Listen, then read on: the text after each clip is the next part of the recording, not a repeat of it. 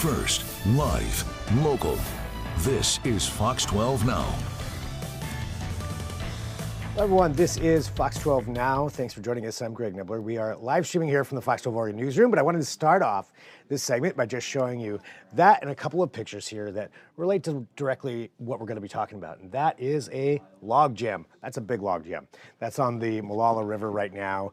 We've seen some of these happening lately. There was also still is the big log jam on the Clackamas River, heading into the reservoir there. But, this is happening around these places. So we wanted to talk about that today and just what that means and how that can affect people out there and really how management of this kind of thing goes on, especially for more of the wildfire damage that is where these logs are coming from. We're going to get into all of this. Again, I am Greg Nibbler. We are live streaming here out of the Fox 12 Oregon newsroom, so we appreciate everybody being here and being a part of this. We're on the Fox 12 apps, we're on our website, so plenty of places where you can watch live and after the fact. And we get to have these discussions and go through a little bit more in depth on some of the different things that we cover for these segments. And that's why I'm excited to have with us right now. We've got Mike Mathews from the Bureau of Land Management for Oregon and Washington. And Mike, thanks so much for being here. And I want to get into some of the things that we're seeing there and just that side of things. But if you wouldn't mind, could you let everybody know just a little bit about yourself and your role there at the Bureau of Land Management, just so they have that context? Yeah, so I work in the Northwest Oregon District of BLM in Oregon at the Cascade Field Offices, where the log jam you just showed appears on our field office. And you're right, that's quite the big log jam. I supervise the forestry and resources staff here and some engineers as well.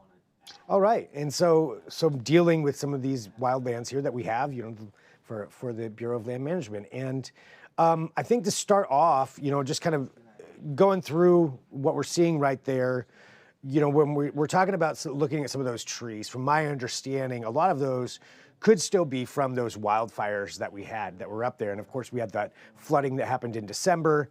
I imagine, that was a lot of precipitation that came through all at once, washing some things down those rivers and lakes. And when it comes to the wildfires, when you look up into some of those areas in the Cascades, like that Labor Day fire, what are some important things that people should know, that even though those fires were a few years ago, about being in those areas? Yeah, appropriate question. So for years, since 2020, we've been reminding folks that there's concerns with driving out there, getting to the site.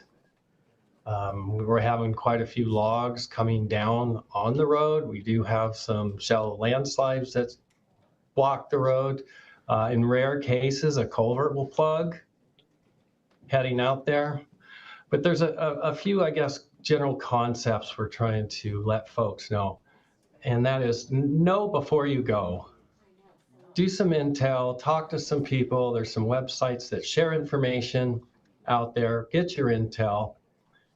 And when you get out there, be aware of your surroundings. We call that situational awareness. Look up, look around you. If you're driving or on the river, look up the road, up the river, look down the road, down the river. Just become aware of your situation. And thirdly, because we have a fire here, there needs to be a recognition of the processes going on that are creating these hazards, because what you see today or tomorrow may not be what you see in a week or a month from now. It's a very dynamic situation. So some of the concerns, like I said, driving out there, being in the woods. Now we have a new hazard in the river.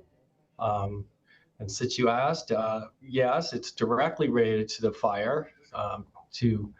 To have log jams this size, it takes a whole watershed to contribute. And in Molalla, we had probably a vast majority, I'll say 75% of the watershed burn at high intensity, which means all vegetation died. Timber stands are dead. Add 5 years to that where they've become weakened. And now they're starting to crash. And you can see that driving up the Molalla corridor now. 30 to 50% of these stands have sheared off, trees uprooted. And so after that, after the fire, a windstorm came through early December and snapped a lot of trees off, dumping it into the riparian zones, dropping them into tributary channels and the main stem of the Molalla itself. I think it was December 19th, the high flow came through and mobilized all this material. And what you get is just quite a bit of sluicing of sediment and wood down the stream. And all of that, yeah, or a lot of that being a result of those dead trees from those wildfires back in 2020. Okay. Yeah, and when the fire happened, we knew and can expect to have an inordinate amount of sediment and vegetation routing through the watershed, because that's how watersheds respond afterwards. You add that to the windstorm, you add that to the high flow, and things came together this December. And yeah, and we end up with all of this on here, and just seeing, how much is there. That is a tremendous amount of debris in some of these situations. There's even some video here too, just demonstrating some more of that. And I want to go back to one thing you said there too, just about being out in the wilderness, and with some of these trees after the windstorm, after the rain, probably loosened a lot of things up, some of the soil there. When people are out hiking or camping, in some of these national forests or different wilderness areas up there, should they be looking out for trees that could be falling still, or has that process mostly played out? It has not. I think we're seeing the peak of it happening this summer. We've been concerned about it, but what we've this year, what we've seen is probably more trees coming down in the last 6 months than we did the previous 4 years. Wow. Yeah, they become weakened. And we do have folks that go out and hunt for special forest products. They're hunters.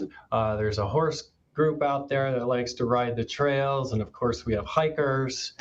I would make sure, and I want to emphasize this, that it's not windy conditions when you go out there. If you go out there in windy conditions, you're very likely to see and hear trees crashing around you. So check the weather.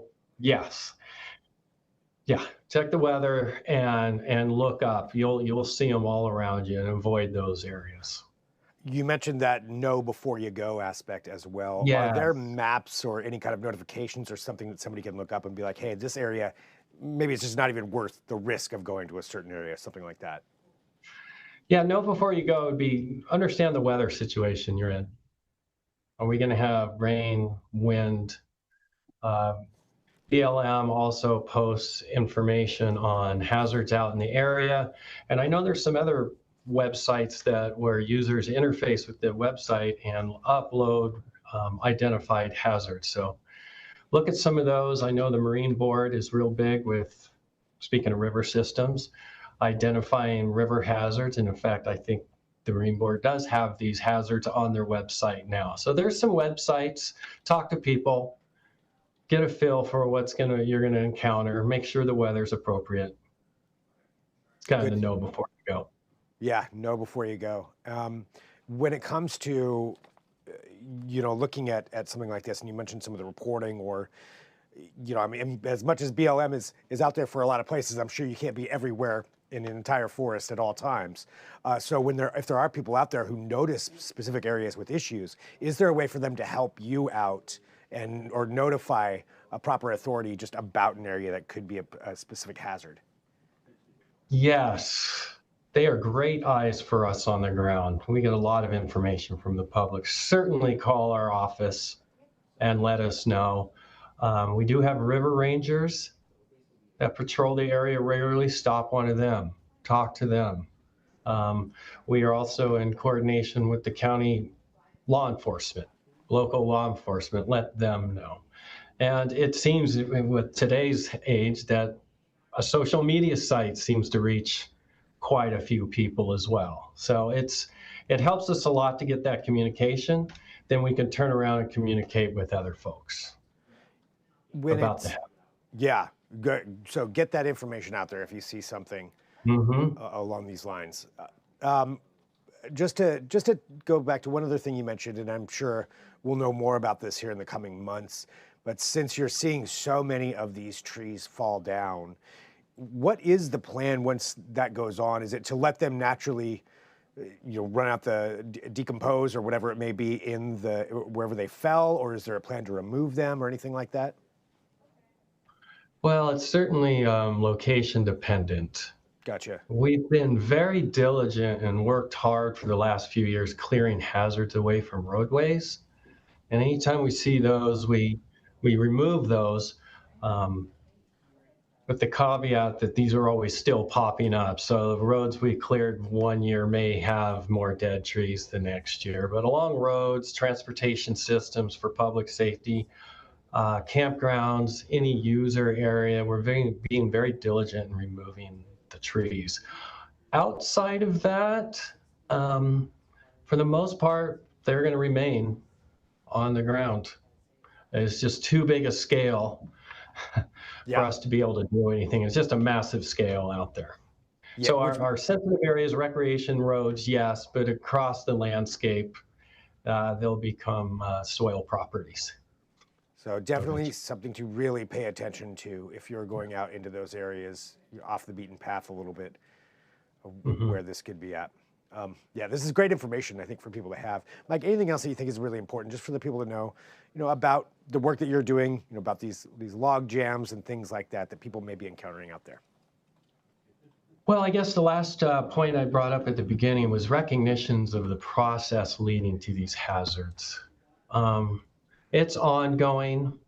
It's not going to stop this year. I would describe it as a very highly dynamic and unpredictable environment. And the conditions now won't be there. Jumping into the river.